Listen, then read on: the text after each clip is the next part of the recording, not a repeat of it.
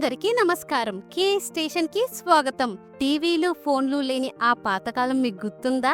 ఆ రోజుల్లో పక్కింటి కబుర్లే మనకి వార్తలు.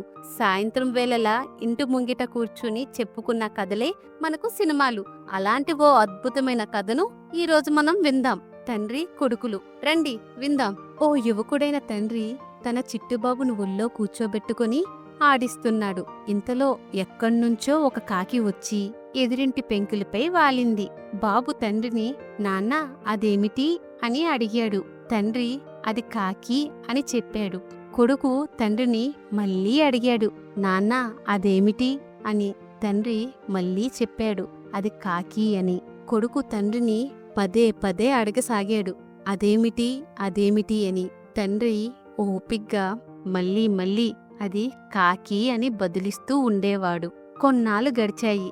బాబు పెరిగి పెద్దవాడయ్యాడు. తండ్రేమో ముసలివాడయ్యాడు.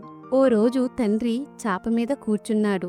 ఎవరో అతని కొడుకును చూడాలని వచ్చారు. తండ్రి కొడుకును అడిగాడు, ఎవరు బాబూ వచ్చింది? కొడుకు వచ్చినతని పేరు చెప్పాడు. కొంతసేపటికి మరొకరొచ్చారు. ఎవరు వచ్చారు అని తండ్రి అడిగాడు. విసుగ్గా కొడుకు బదులిచ్చాడు, మీరు ఓ చోట ఊరికే పడి ఉండకూడదు, పని పాట లేదు. కాని ఎవరు వచ్చారు ఎవరు పోయారు అంటూ దినమంతా ఒకటే ఆరాలు తీస్తుంటారు. తండ్రి గట్టిగా నిట్టూర్చాడు. చేత్తో తలపట్టుకున్నాడు. ఎంతో బాధతో మెల్లమెల్లగా కొడుకుతో ఇలా అన్నాడు, నేను నిన్ను ఓసారి అడిగితేనే ఇంత విరుచుకుని పడుతున్నావే, ఇదేమిటి ఇదేమిటి అని నీవు 100 సార్లు వేధించేవాడివే. నేను నిన్నెప్పుడైనా కసురుకున్నానా? నేను నీకు ఓపిగ్గా బాబూ అది కాకి అని చెప్పేవాణ్ణిగా. తల్లిదండ్రులను ఇలా కసిరేవారు మంచివాళ్ళు కాదు సుమా. మిమ్మల్ని పెంచి పెద్ద చేయటంలో మీ అమ్మానాన్నలు ఎన్ని కష్టాలు పడ్డారో, మిమ్మల్ని ఎంతగా ప్రేమించారో ఓసారి ఆలోచించండి.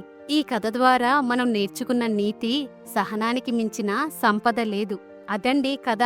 మీకు నచ్చితే దయచేసి లైక్ చెయ్యండి, మీ మిత్రులతో షేర్ చెయ్యండి. ఇంకా మన కేఏ స్టేషన్కి సబ్స్క్రైబ్ అవ్వడం మర్చిపోకండి.